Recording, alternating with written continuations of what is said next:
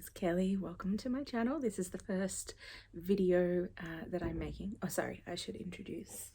This is Xanthi. We may be joined by my other cat Charlie at some point, but we'll see how we do.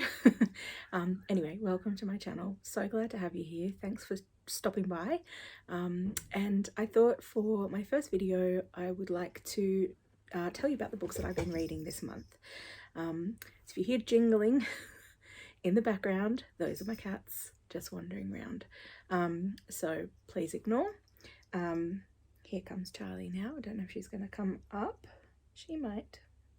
We shall see. Okay, so I've got my cup of tea. I've got my stack of books, and I'm ready to talk to you about the books that I've been reading this month. Most of them, as if I'm to give an overall kind of thought, it's been a relatively good reading month for me. I've got 4 books that I've given 5 stars to so far, and I'm filming this video on the last day of September, so I'm in the middle of one book which I will show you as well, but let's go through in the order that I read them and talk about the books that I've read in September. Alright, so book number 1. This is A Narrow Door by Joanne Harris, and I have been a Joanne Harris fan for like decades. I read my first Joanne Harris book back when I was living with my parents, so I was probably in my late teens at that point, so she's probably best known for Chocolat, which also was made into a film, and a gorgeous film. Watch it, it's amazing. But that's probably her best known book, but I've read a whole bunch of hers. I think probably my favorite is Holy Fools. That's probably still my favorite, but I also enjoyed this one. So A Narrow Door is actually, and I did not know this when I pre-ordered it, it's the 3rd in a sort of trilogy. I don't know if strictly it's a trilogy, or strictly that it's a series of books. It's more that they're the same characters, but I haven't read the other 2, so if you know about that, please let us know down in the comments. I don't know, but anyway, this book has characters that are in common with the other 2 books that I have not read. However, I did not find that that was a problem that I hadn't read these books. I definitely enjoyed this as a standalone, and I got a lot out of it. I ended up giving it 4.25 stars, and I think part of the reason for that is just that it was some of those like classic Joanne Harris amazing writing skill things. So you know, for example, it's told from 2 different perspectives, and she does sort of chapters with alternating narrators, and which is something that she also did in Holy Fools, which is my favorite of her books so far, where she tells you the same story but from 2 perspectives, but it's not so much a repetition, like it's not let me tell you this from my perspective now. It's just the continuation of the story, but you're just switching narrators, and I think she does that really, really well, and this was a good example of that. So the 2 narrators that we have in this book are Rebecca Buckfast, who is a principal of a school, and sorry, we call them principals in Australia. In other places they may be called something else. Headmistress, I think, is what they call her in this book, which is set in England. And the thing that really like made me pre-order this book straight away was the synopsis, which is exactly what's on the back of the book. So I'll just read it to you because it actually was the thing that made me go, I need to read that book. That sounds amazing. So it says, "Now I'm in charge. The gates are my gates. The rules are my rules. It is an incendiary moment for St. Oswald's School. For the first time in its history, a headmistress is in power. The gates opening to girls. Rebecca Buckfast has spilled blood to reach this position. Barely 40, she is just starting to reap the harvest of her ambition.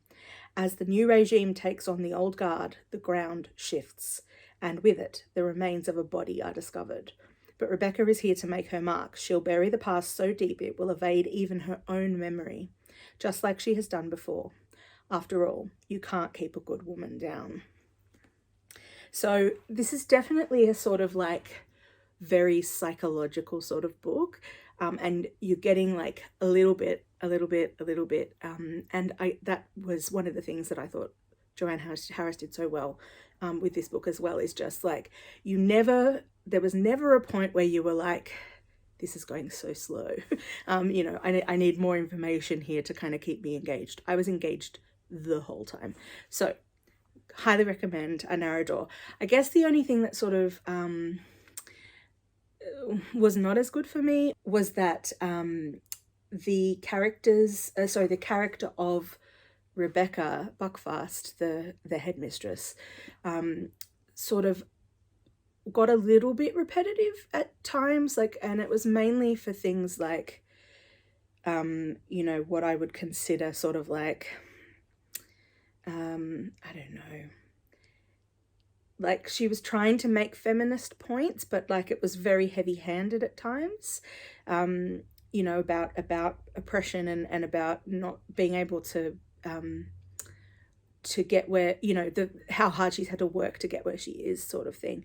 And that did grate on me a tiny bit, which is why I docked it a few points in my star rating down to 4.25.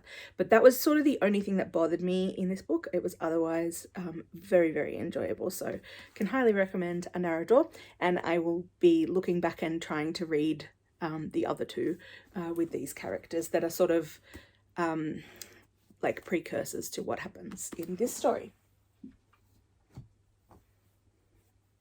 Book number 2 that I read was The Witch Doesn't Burn in this one, which is a poetry collection by Amanda Lovelace.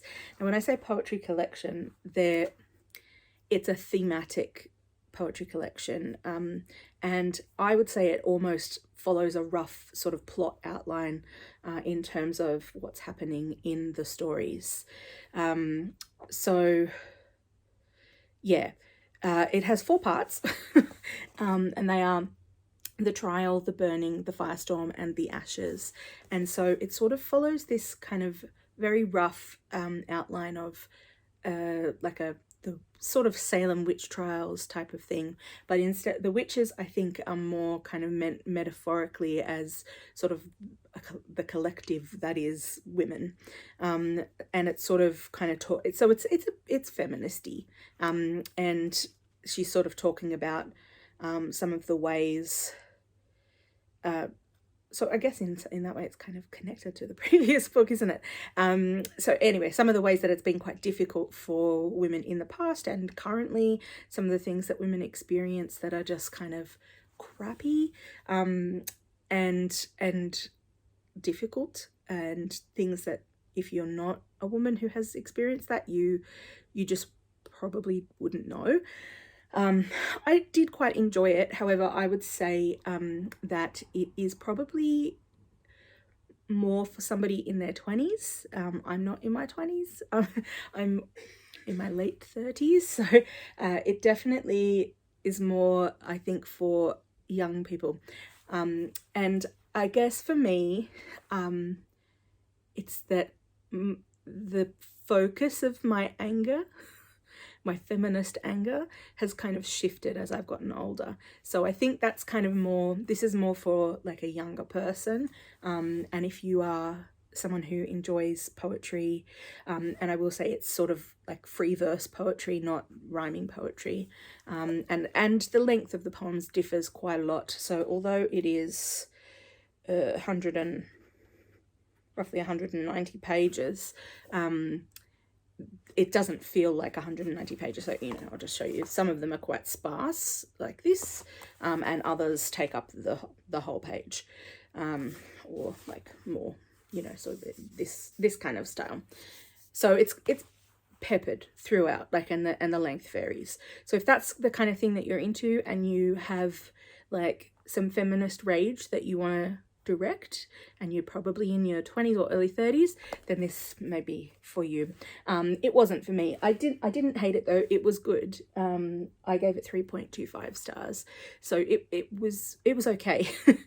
Even for somebody who's a bit older, but I think it's definitely kind of, and I will be passing this on to hopefully somebody who will get more out of this than I did. Okay, so that's book number 2. Book number 3 was Pride and Prejudice, and this was a reread for me. I have been following along on Kira Forster's channel, which I'll link to below. She is hosting an Austen read along, and that sounded like a really good idea to me, so I decided to join in. So this is the second book. We're reading them in publishing order. So last month we read Sense and Sensibility. This month has been Pride and Prejudice, and next month will be Mansfield Park. So I really enjoyed this. It's an easy 5-star read for me. Every time I read it. I think the first time, this is probably the book that really got me into reading classics in the first place. I studied it at school in year 11, I think it was, and prior to that though, I had seen the BBC 6-part series of Pride and Prejudice and loved it, and was obsessed with the world in the way that you can, being a teenager, kind of like amplifies the obsession with things. So I would say I'm not quite as obsessed with it now, but I definitely enjoyed it. It holds up. I enjoyed it as a teenager. I'm enjoying it in my 30s. It's definitely a great book. Anyway, I've reread this book a couple of times now, so maybe this might have been my 4th time, maybe 5th time of reading it. I'm not really sure, but I really enjoyed it, and it really hit home to me just how much, like, one of my favourite literary characters of all time is Lady Catherine in this book, because she's just like chef's kiss comedy gold. She really has the best lines in literature, I think, and she's just such a daft character. I love her. I love her to pieces. She's amazing. And you know, it's just, it's Pride and Prejudice. Of course it's 5 stars. I loved it. All right, moving on to another 5-star read. This is called The Tea Dragon Society by Katie O'Neill, and I had not really heard of Katie O'Neill before. I haven't read any other of their books. But Katie O'Neill has also written Princess Ever After and Aquacorn Cove. So this is the first in a series. I haven't read any of the others. This is my first one, of course, because it's the first. Of course, Kelly, it's the first book in the series. Of course, it's the first one you've read. So the Tea Dragon Society, just the thing that drew me to it, first of all, is just like, look at the illustrations. They're just stunning. And so that's sort of what drew me to it in the first place. It just looked beautiful. I found the first one at a good price, so I decided to buy it. So it's set out in a season by season. So we begin with spring, and it's the beginning of spring here in Australia. So definitely was a good time to start this one. But so the sections are each of the seasons. And in terms of the content of the book, it follows this girl called Greta. Here she is. This is Greta. And her mother is a blacksmith. And she is sort of quite young and sort of learning to become a blacksmith. And also sort of just discovering who she is as a person and who she wants to be. Yeah, and she finds this little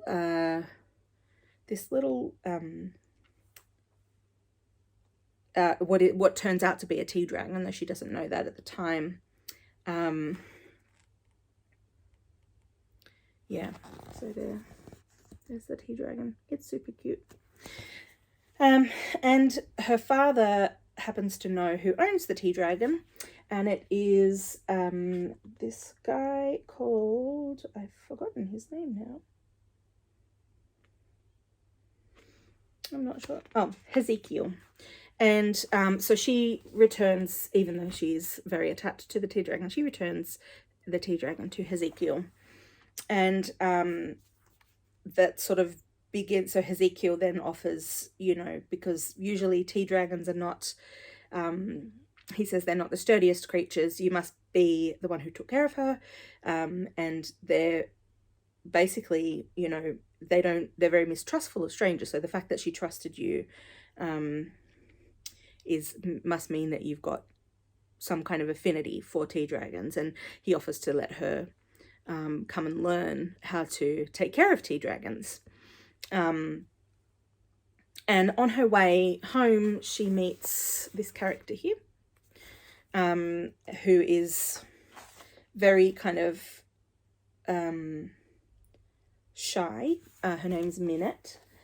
She's quite shy and doesn't really, so she introduces herself and then kind of runs away, and Greta's kind of like, well, all right then. Anyway, she doesn't come back again until the summer, and then she learns how to take care of tea dragons, and we get to know Minette, and you know, the Hezekiel and also his partner Eric. And at first you sort of just see that he's wheelchair bound, and you find out why, how that happened throughout the book, so I won't spoil that. And you also find out that he is actually not just a business partner, but a partner with Hezekiel. So yeah, it's sort of the things that are amazing about this. Like, this is just the thing that I've written in my my journal about this book, is just that it is so darn wholesome. It's such a gorgeous book, a gorgeous read, and the characters are all lovely. It's sort of about found family. There's you know, a mental health kind of things, just being kind, lovely to one another, and the tea dragons are just adorable, and the characters are all lovely. So, you know, definitely a series that I'm gonna keep going with, because I loved it. It was just gorgeous, and as I said, very wholesome, and it was a good kind of palate cleanse after reading the like super feministy stuff. And that's what I really needed. It's super short as well. It's very thin, 72 pages, I think. Yeah, 72 pages. So it's a quick read and just lovely. Highly recommended. My next book that I finished was also a graphic novel, like the Tea Dragon Society. This one's called The Girl and the Galdurian, which is the first one in the Lightfall series, which I had, again, not heard of. I don't know if any other ones are published. If you know, let us know, because this is also highly recommended. Now, I didn't give this 5. I ended up giving it 4.25. But I really enjoyed it, and I actually can't remember what I took the 0.75 off for, to be honest. This character, Cad, is just, like, delightful and gorgeous, like such a sweetie. And our main character, like, you feel very kind of drawn to.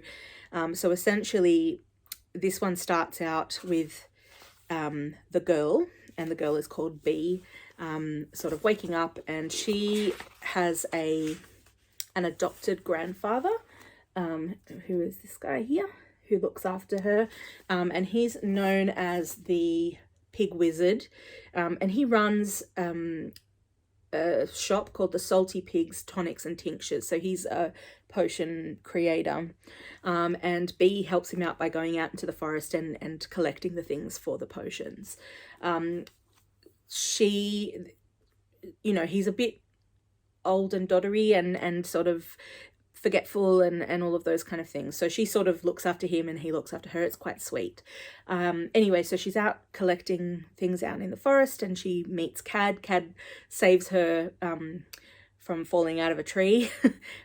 And Cad yeah, so appears, and she sees him and thinks he's like a bit monstery and that he wants to eat her, and he's like, no, I'm a vegetarian, ha ha ha.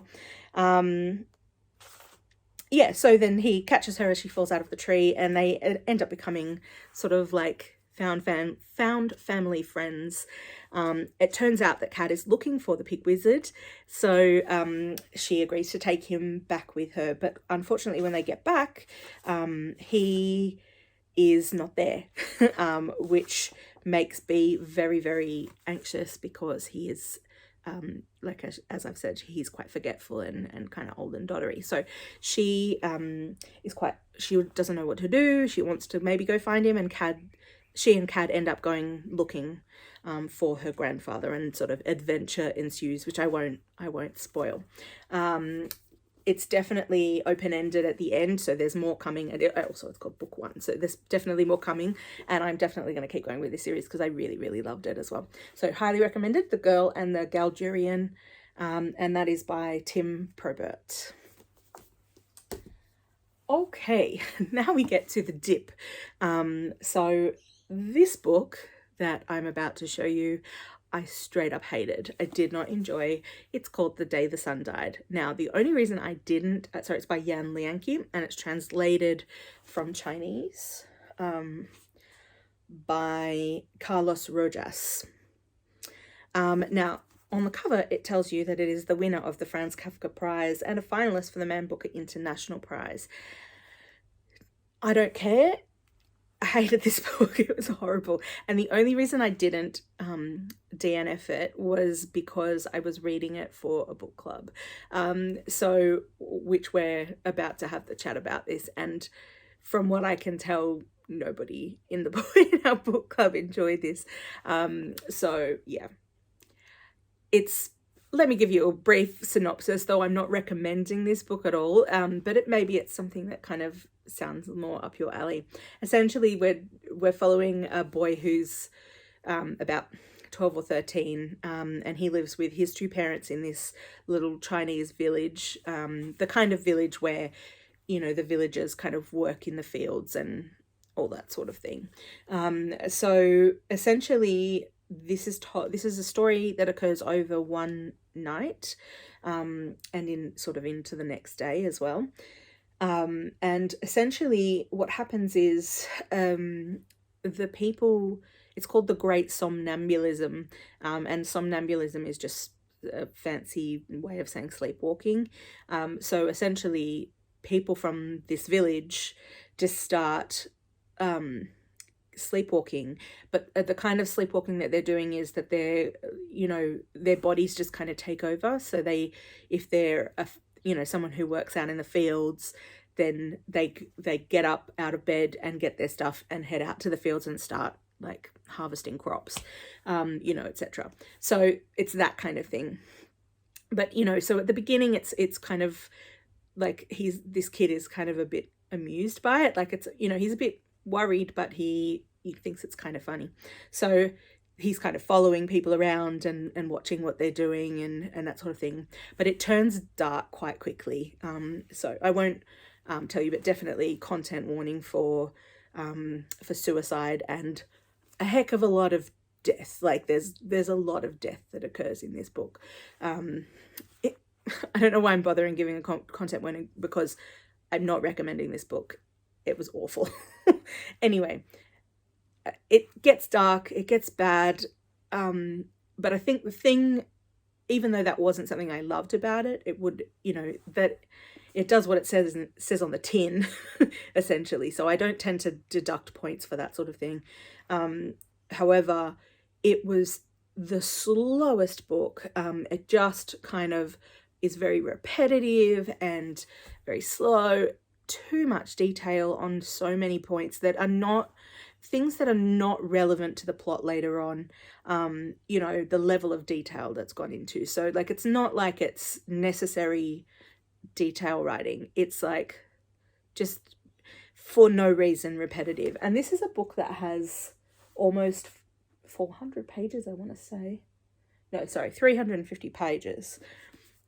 like, you could have cut this down. This could have been less if you had just not gone into as much detail.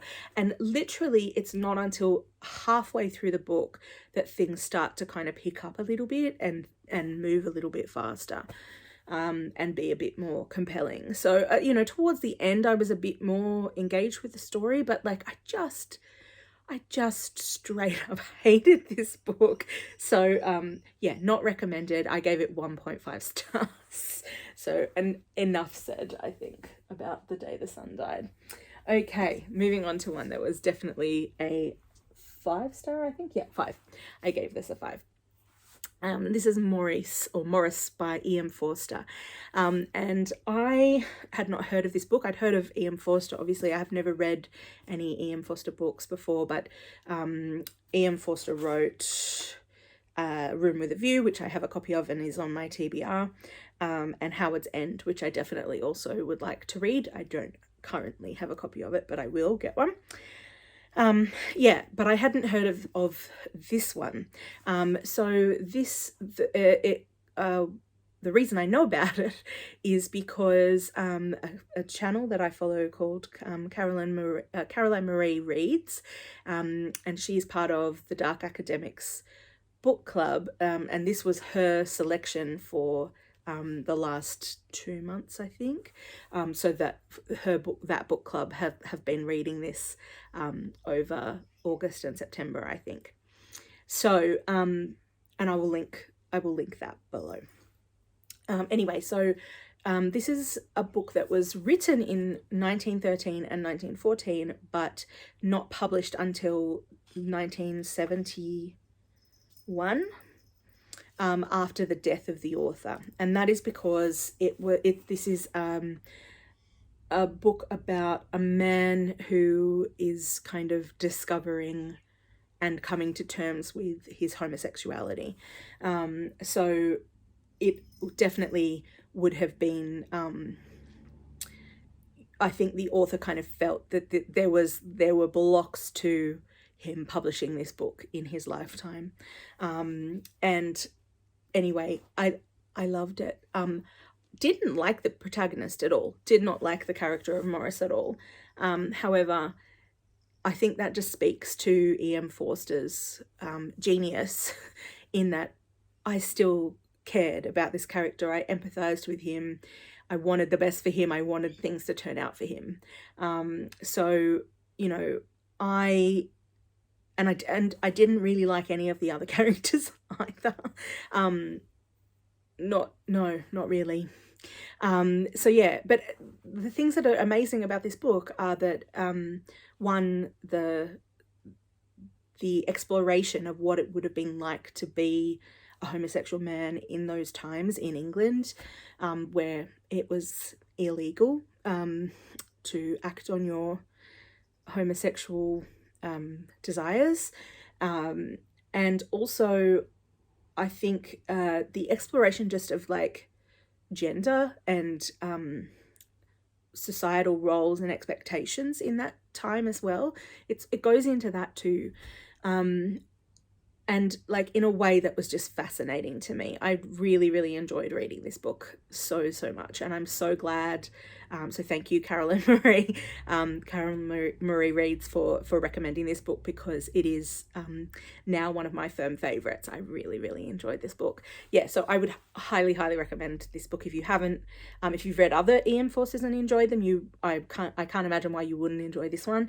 And if the plot sounds like something that you that would appeal to you, like definitely go out and get this and have a go, because it's great. And yeah, I can't recommend this highly enough. It was great. 5 stars from me. The next book that I read was actually an audiobook, but I've got a physical copy of as well, and it is The Strange Case of Dr. Jekyll and Mr Hyde. So this is in this edition, it's a short story, so or novella, probably more accurately. It's not that short. Let me see where it gets up to before it changes to a different story here.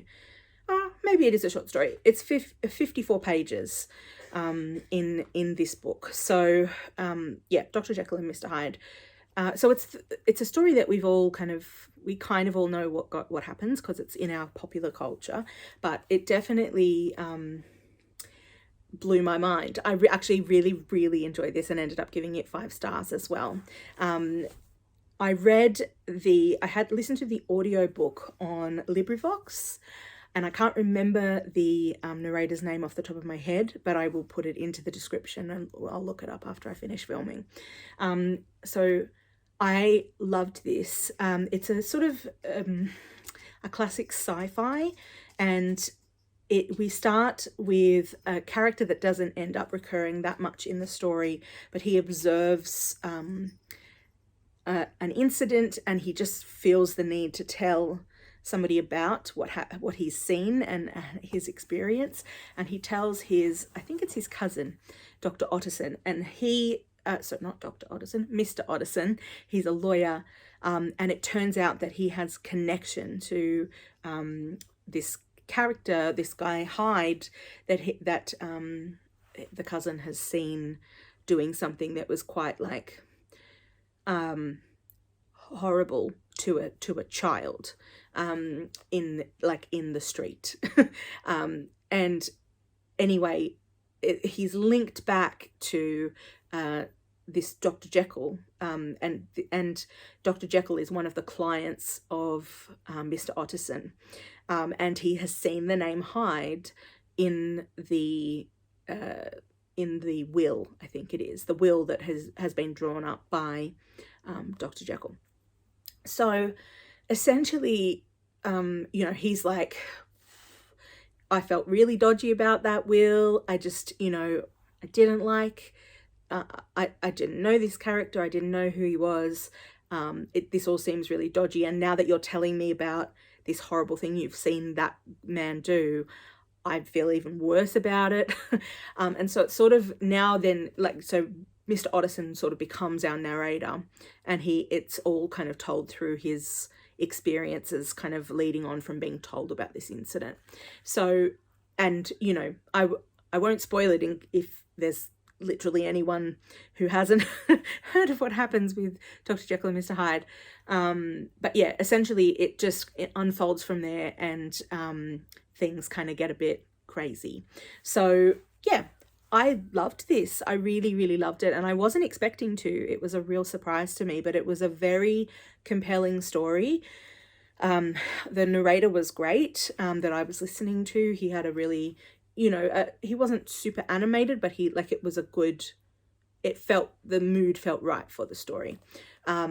So yeah, I would highly recommend this. As I said, it's only 54 pages long, so if you wanted to just read it yourself, you could, but I will also link below the narrator that I listened to when I had this audiobook. And the audiobook goes up for probably about 3 hours maybe, because it was in sections and I didn't add them up, but it was roughly about 3 hours, I think. So yeah, it's long for how many pages there are, but it's not long in terms of an audiobook, so it's definitely one you could kind of consume all in one go if you had the time, or could just chip away at. So yeah, highly recommended at 5 stars from me. So that's it for the books I have read in September. I'm halfway through this one, which is Transcendent Kingdom by Yaa Gyasi, and she is the author of a book that I read last year, I think, called Homegoing, and I loved Homegoing. It was a really good read for me. I really enjoyed it. So I decided to pick this one up as well, and as you can see, I'm about halfway through, with many tabs already, with some real kind of some stuff that really made me think. So I really enjoyed reading. I've enjoyed reading this so far, so hopefully the second half kind of holds up as well. But it's sort of about this, so our narrator, our main character, is a woman called Gifty, and her family are from Ghana. She was born in America after her parents and older brother came across from Ghana, and they live in Alabama. And so we're being told this story so I imagine that this character is sort of in her early 20s. because she's at university and she's a student doing her final kind of the final part of her degree, where she's doing so she's studying neuroscience, and she is doing sort of brain experiments with mice to do with addiction. And it sort of is unfolding from there. So what happens, so we kind of get the present day, and we also get like her remembering her childhood. And, you know, so what happens is quite early on, her mother has sort of this shutdown experience. So which we find out has happened before, and she's just sort of like in bed and not getting out of bed and not doing anything and just kind of wasting away. So her mother's pastor, as in reverend, minister, calls up Gifty and says, tells her what's going on, and Gifty gets the pastor to put her mother on a plane and send her across to Stanford, where she's studying, to come and stay with her while she kind of like hopefully comes out of this this fog that she's in. So that's what happens, and then it's sort of like this dynamic, and we learn more about Gifty's family and her brother, her older brother who died, and about her father who ended up going back to Ghana. So yeah, it's unfolding like in a really interesting way. I'm enjoying it. We'll see if I finish this tonight. It might end up being on my September list, but more likely I think it's going to be the first book I finish for October. So yeah, so far I would highly recommend this. It's a great read, and it was nominated for the Women's Prize. So it's definitely up there anyway in terms of books that have been recommended from other people. But having said that, we do have The Day the Sun Died, which won prizes, and I hate it. So I'm so far recommending this one. I'm enjoying it. So that's it. That's my stack. So I finished 8 books, I think that is. 1, 2, 3, 4, 5, 6, 7, 8. Yeah, 8, and then I'm halfway through the 9th. So that's my reads for September. Thanks for hanging around and listening to and watching this first video. I hope that you enjoyed it. If you're keen to hang around, feel free to subscribe. And I don't know how often I'm going to post. We'll just see how we go. But yeah, definitely keen to share more bookish content with you. And yeah, I hope you hang around. All right, thanks for watching, and I'll see you on the next one. Bye.